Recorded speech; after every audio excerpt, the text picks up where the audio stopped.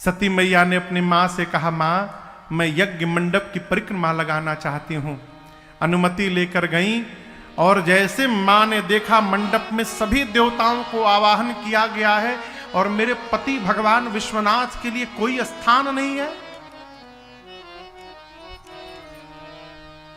पत्नी अपने भले कुछ भी बोल दे पति को, उसका अधिकार है, परंतु अपने पति के विरुद्ध यदि मैके में किसी ने एक शब्द भी कह दिया तो पत्नी अपने मैके का त्याग कर देती है, पति के स्वाभिमान के साथ खिलवाड़ नहीं होने देती। ये भारतीय पत्नियां हैं। पिता के घर में पति का अपमान मेरी मां सती बर्दाश्त नहीं कर पाई। जितने मुनि देवता थे यज्ञ मंडप में मां टपक पड़ी। मां ने कहा, हे देवगण मुनिगण ध्यान से सुनिएगा, आज इस मंडप में बैठकर आप में से जिसने जिसने मेरे पति भगवान शिव की निंदा की है अथवा जिसने बैठकर कानों से सुना भी है, आप सबको दंड मिलेगा। मर्यादा कहती है जिस सभा में संत की, शंभु की और श्री हरि की निंदा हो रही हो, यदि अपने भुजाओं में शक्ति है तो निंदा करने वाले की जिह्वा उसी क्षण काट दो। यदि शक्ति नहीं है तो कान बंद करके चले जाओ।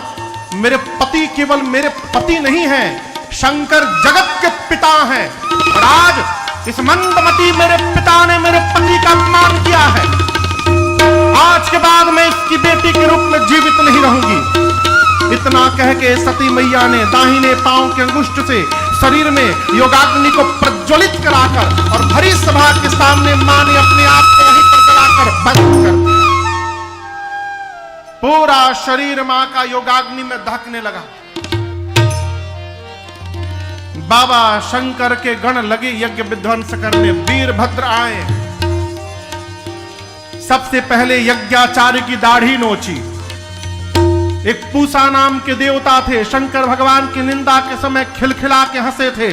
उनके मुख पर ऐसा मुष्टिका का प्रहार किया, सारे दांत टूट गए। किसी का आंख फोड़ा, किसी का पांव तोड़ा, किसी के पीठ को तोड़ा। दक्ष के सर को वीरभद्र ने हाथ से पकड़ा, सर को धड़ पर घुमाया और धड़ से उखाड़कर ले जाकर अग्निकुंड में जलाकर भस्म कर दिया।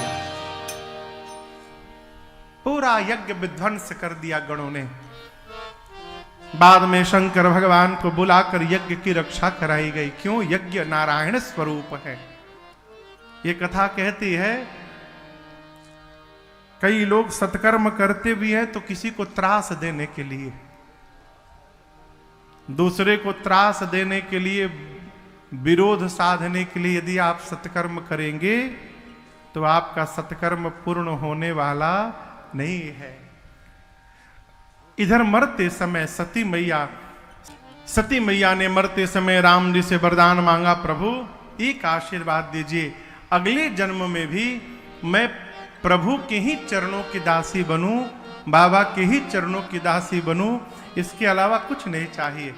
राम जी ने कहा तथास्तु, ऐसा ही होगा। और इसी वरदान के कारण सती मैया का अगला जन्म हिमांचल महाराज के घर में पार्वती मैया के रूप में हुआ है। आइए एक बार भाव और श्रद्धा के साथ सभी लोग मिलकर बोलिए पार्वती मैया की जय। नारद जी महाराज हिमांचल जी के घर गए। हिमांचल समझ रहे हैं? हिमालय, जो हिमालय पर्वत है, पर्वत की बेटी बनी इसलिए इनका नाम पार्वती हुआ। हिमालय के घर में नारद जी गए, हिमांचल जी ने स्वागत किया और पार्वती जी को बुलाकर कहा, तनिक मेरी बिटिया की हाथ की रेखा देखिए तो इसमें क्या दोष गुण लिखा है। नारद जी बोले, आपकी बेटी समस्त सद्गुणों की खान होंगी, इनका नाम उमा अंबिका भवानी होगा, आपको इनसे यश की प्राप्ति होगी, इनका सौभाग्य अखंड बना रहेगा, संसार की स्त्रियां आपके बेटी के नाम का स्मरण करके पातिव्रत धर्म का पालन करेंगी। महाराज आपकी बेटी की सर्वदा जय जयकार होगी, पूजन होगा। हिमांचल जी बोले, दोष नहीं है क्या कोई? नारद जी बोले, बेटी में तो नहीं है, लेकिन इनके जो पति होने वाले हैं उसमें थोड़ा दिखाई दे रहा है, कहिए उनका बतावें। हिमांचल जी बोले, बताइए। नारद जी बोले, पहला लिखिए अगुण होगा। नारद जी कहना चाहते हैं सत रज तम तीनों गुणों से परे होंगे, त्रिगुणातीत होंगे। हिमांचल समझ गए अगुण मतलब उसमें कोई गुण नहीं होगा। नारद जी बोले अमान होगा, मान सम्मान से परे। जितना सरल, जितना इजी शंकर भगवान की पूजा है, किसी देवता की पूजा नहीं है साहब। कुछ ना मिले, एक लोटा पानी भरिए कुआं से, हर हर महादेव, हर हर महादेव, हर हर महादेव, बाबा गदगद हो गए। न रुपया का खर्चा, न फूल का खर्चा। फूल भी शंकर भगवान को जो फूल चाहिए वो फूल कोई पूछता ही नहीं है। गुलाब के फूल में क्राइसिस हो सकता है, लेकिन बाबा को जो फल फूल चाहिए उसमें कभी क्राइसिस होने वाला नहीं है। कोई नहीं, कोई डिमांड नहीं है उसका, कोई मतलब नहीं बाबा को। जैसे मन करे वैसे चढ़ा दो, ऐसे चढ़ाओ वैसे चढ़ाओ, न चढ़ाओ, बाबा हर में गदगद है। हो सब प्रकार से बाबा गदगद है। अरे एक तो कथा मैं सुनाऊं, पुराण की कथा है। एक चोर एक मंदिर में टंगे हुए सोने का कलश देख लिया था। ऊपर जो कलश होता है ना जलहरी, जिससे जल टपकता है, सोने का कलश था 5 किलो का। सोचा बस छोटी छोटी चोरी करने से क्या मतलब, एक ही बार इसको चुराओ और जीवन भर के लिए आराम करो।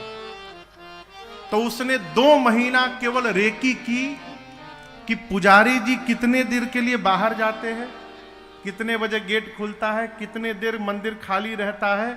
तो देखा कि आधे घंटे के लिए मंदिर में कोई नहीं रहता। दोपहर में पुजारी जी भोजन करने जाते हैं। एक दिन पहुंच गया मंदिर में, जैसे पहुंचा तो देखा कि उसका हाइट कम है, जलहरी ऊपर है वो कलसा, अब उसका हाथ ही ना पहुंचे ऊपर। अब लगा सीढ़ी ढूंढने, सीढ़ी कहां मिल जाए। इधर आधे घंटे का समय है, समय भी बीत रहा है। अब देखा कि अब तो पुजारी जी पहुंचने वाले, कोई उपाय नहीं। तो कहा शंकर जी देखिए बुरा ना मानिएगा, अब हमारे पास कोई उपाय बचा नहीं है, माफ करिएगा हमको। शंकर भगवान के ही ऊपर, लिंग के ऊपर पांव रख के खड़ा हो गया। उनके ऊपर ही खड़ा होकर शिवलिंग के ऊपर लगा कलश उतारने। तब तक पुजारी जी आ गया, अरे चोर चोर पकड़ो पकड़ो, ये कलश लेके खड़ा हुआ है। अब तो पकड़ में आ गया। जैसे पुजारी जी हल्ला किए, शिवलिंग से साक्षात भगवान शंकर वहीं प्रकट हो गए सामने। शंकर भगवान को देखकर पुजारी जी पागल हो गए, चरणों में लौट गए। कहे प्रभु आप मेरी सेवा से प्रसन्न हो के हमको दर्शन दे रहे ना। शंकर जी बोले आपकी सेवा से प्रसन्न हो के नहीं, इनके कारण दर्शन दिया हूं।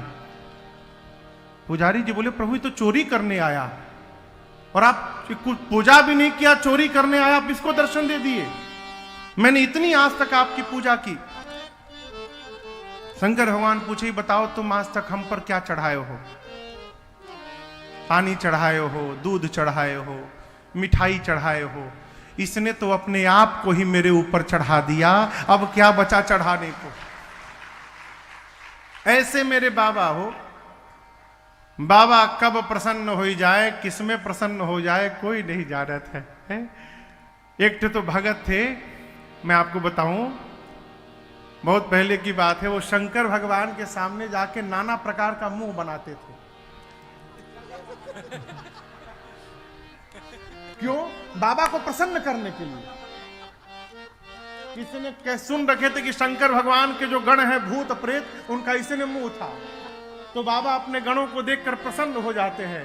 तो भी शंकर जी के सामने जाकर घंटों ऐसे मुंह बनाया करते थे और अपने बाबा को प्रसन्न किया करते थे। बाबा कैसे भी प्रसन्न हो सकते हैं।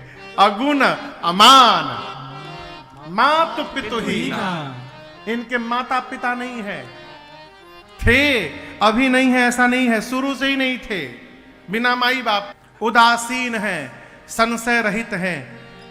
हिमांचल जी बोले बस हो गया ना? बोले नहीं, डेंजरस वाला तो बताया ही नहीं हूं अभी।